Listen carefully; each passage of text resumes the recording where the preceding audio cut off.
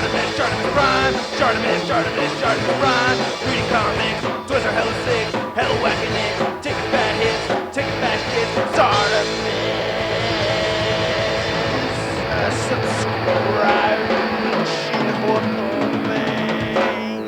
Bat hug, no! Hey, what's up you guys? ShartimusPrime here doing another DC Collectibles figure review on the Batman the Animated Series DC Collectibles Robin figure. If you're trying to get your DC Collectibles figures, you can get them at Big. Get your big badass toys at BigBadToyStore.com.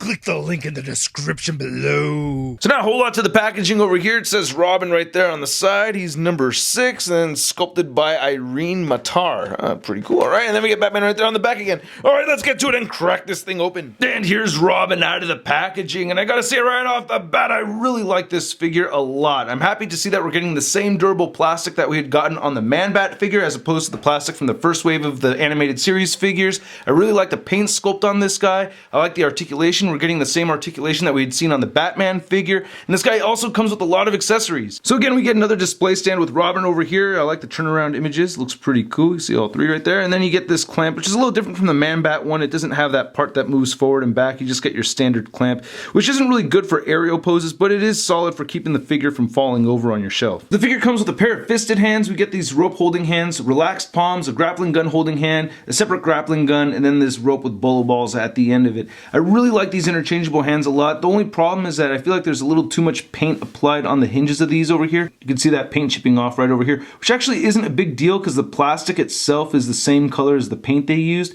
but I feel like they could have just put a little bit less paint on those hinges. And the grappling gun holding hand looks really cool along with the grappling gun.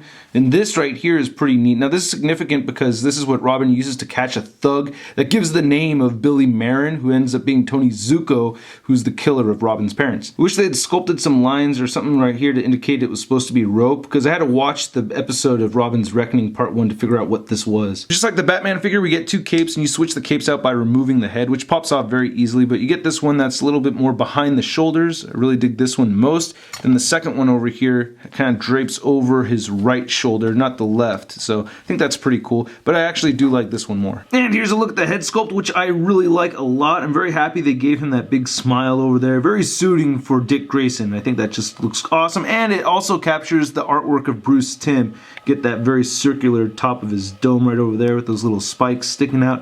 And I do think the paint apps came out pretty clean on this guy. It could have been a little darker for that eye mask, but for the most part, really, I do like the head sculpt a lot. And I really like the rest of the figure too. I like how the R is actually sculpted on there. It's not just painted on. I do like the flesh tone, and I like the choice of plastic for the joint in the flesh tone over there. One thing I did notice here is that I did get a little extra plastic, which made it a little difficult bending this, but so far nothing's broken at all. So I just need to shave that off with an X-Acto knife and I should be fine. It just looks like there's a little bit of paint missing right over there, and then a little bit of wear from me bending the leg all the way up. So you can't bend these too far up or else you start to get a little bit of lippage right over there. But I think the paint apps came out very clean. I think the red's consistent over the green over there, matching this section over here. The belt sculpted nicely. The legs and ankles and feet all look good. He has no peg holes though. I kind of wish he had peg holes at the bottom of his feet. Then here's the back of the figure. Robin butt, Robin cape, looking good. So as you saw earlier, the figure can look up a considerable amount. I like that. And it can look down. You also get side to side movement and neck pivot. His arms move outward. They rotate forward.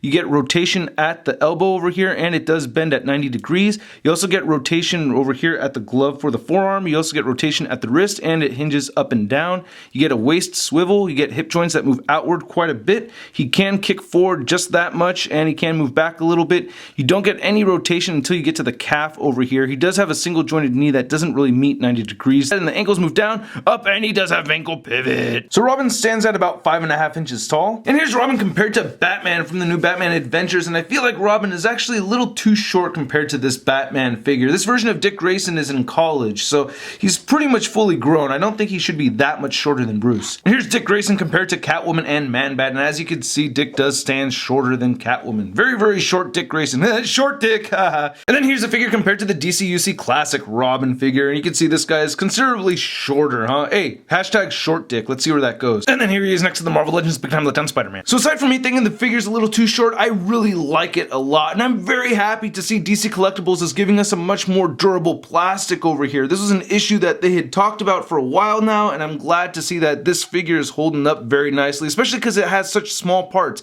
You get very thin plastic pieces right there for the ankle joints and the wrist pegs and all that, and they're holding up very well. Anyway, hope you guys liked my video. If you did, please hit the like button, hit the subscribe button right over there, and check out my last 2 videos over there. I'll catch you guys later. Peace.